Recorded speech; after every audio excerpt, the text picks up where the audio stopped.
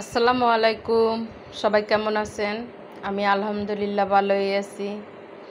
আজকে আমি আপনাদের সাথে শেয়ার করব যে আমি নুডলস কিভাবে রান্না করলাম।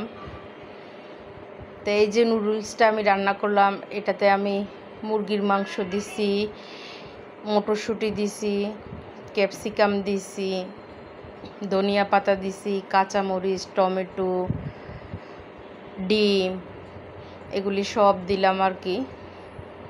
দিয়ে তারপরে আমি এই যে নুডলসটা রান্না করব আর কি। তো প্রথমে আমি বড় একটা নুডলস দিছি, পানি সিদ্ধ দিছি, পানি দিয়ে পানির মধ্যে বড় একটা নুডলস দিছি, তারপরে ছোট দুইটা দিছি এই যে মিস্টার নুডলস। তে দিয়ে পানির মধ্যে আমি এটাকে সিদ্ধ করে নিলাম, নিয়ে নামিয়ে এবার আমি এটাকে ঠান্ডা পানির মধ্যে ধুয়ে নিলাম ছাঁকনির মধ্যে সেকে। তারপরে এইভাবে ধুয়ে তারপরে নুডলসটা রেখে দিব এক পাশে। রেখে তারপর ওই যে মুরগির মাংসটা আছে, ওই মুরগির মাংসটা আমি প্রথমে ভাজি করতে দিব চুলায়। প্রথমে আগে ডিমটা করে নিই, জুড়া জুড়া করে নিই। 2টা ডিম দিছি।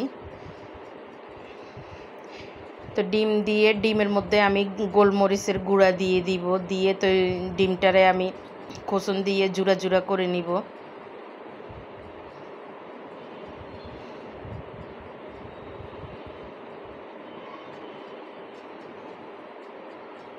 এই যে গোলমরিচের গুঁড়া দিয়ে দিছি, দিয়ে এবার আমি এটাকে খোসন দিয়ে গুঁড়া গুঁড়া করে নিয়ে তারপরে আমি ফ্রিজের মধ্যে এই ডিমগুলি তুলে নিব। আমার ভিডিওটা যদি ভালো লাগে লাইক কমেন্ট শেয়ার করবেন, আমার ইউটিউব চ্যানেলটা সাবস্ক্রাইব করবেন। আমার ইউটিউব চ্যানেলের নাম শাহানার রান্নাঘর। এই যে ডিমটা হয়ে গেছে, এবার আমি ডিমগুলি একটা ফ্রিজের মধ্যে উঠাই নিতেছি।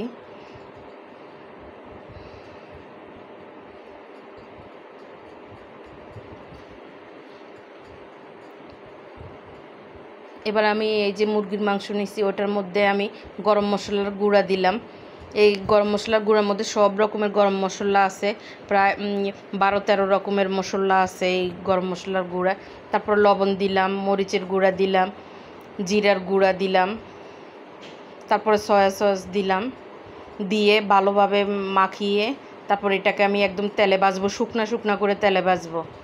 আমি মানে ভিজে ভিজে রাখবো না মাংসটা, একদম শুকনা শুকনা করে মানে মোচমোচা করে আর কি মুরগিটা ভেজে নিব, যেন খেতে ভালো লাগে, যেন একটু ফ্রাই ফ্রাই লাগে ওরকমভাবে মানে আমি ভাজি করে নিব মুরগিটা। এই যে ফ্রাই প্যানে তেল দিয়ে এবার আমি মুরগিটা দিয়ে দিছি। এই মুরগিটা দিয়ে মুরগির মাংসটা এবার মুরগির মাংসটা দিয়ে আমি এবার এটাকে ভাজি করে নিব ভালোভাবে মুরগির মাংসটা।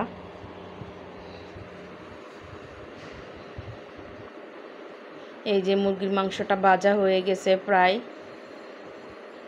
এবার আমি এটার মধ্যে পেঁয়াজ কুচি দিয়ে দিব। তো পেঁয়াজ কুচিটা কিন্তু আমি বেশি ভাজবো না, বেশি একদম ভাজা ভাজা করব না। পেঁয়াজ কুচিটা হালকা একটু ভাজা দিয়ে তারপর আমি এটার মধ্যে টমেটো, কাঁচামরিচ এগুলি দিব।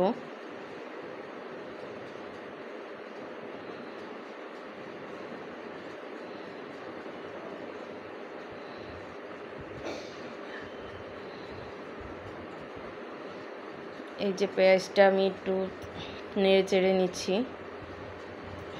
তারপর আমি এই যে কাঁচামরিচ দিয়ে দিলাম, তারপর টমেটো দিয়ে দিলাম। এবার টমেটোটা কিছুক্ষণ নেড়ে চেড়ে মানে টমেটোটা যেন একটু নরম হয় ওই অবধি আর কি মানে নাড়াচাড়া করব। একবারে বেশি গালাইও ফেলবো না টমেটো, মানে একটু নরম করব।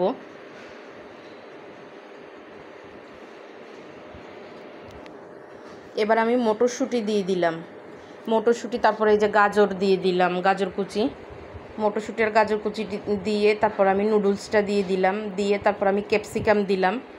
ক্যাপসিকাম দেওয়ার পরে তারপর আমি ডিম দিলাম, ওই যে ঝুরা করা ডিমটা দিয়ে দিলাম আর কি। আমি এখানে একটা ক্যাপসিকাম দিছি। ক্যাপসিকাম দেওয়াতে মানে খেতে অনেক স্বাদ লাগে, মানে ক্যাপসিকামের যে ফ্লেভারটা। আর এই যে নুডলসের সাথে যে মশলাগুলি ছিল এই মশলাগুলি দিয়ে দিছি আমি, নুডলসের মশলাগুলি দিয়ে এবার ভালোভাবে আমি এবার নেড়ে চেড়ে নিব।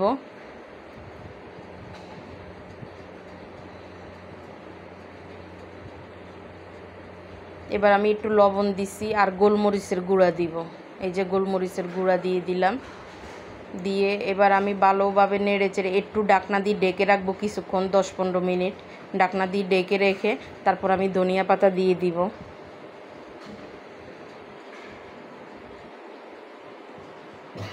এই যে আবারও আমি নেড়ে চেড়ে নিচ্ছি।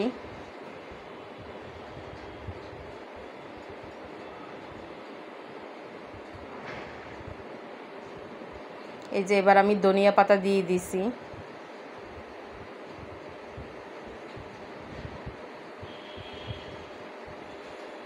এই ধনিয়া পাতা দিয়ে এবার নেড়ে চেড়ে এই যে নুডলসটা প্রায় হয়ে গেছে। তা আমার নুডলসটা কেমন লাগলো আপনারা কমেন্টের মাধ্যমে জানাবেন।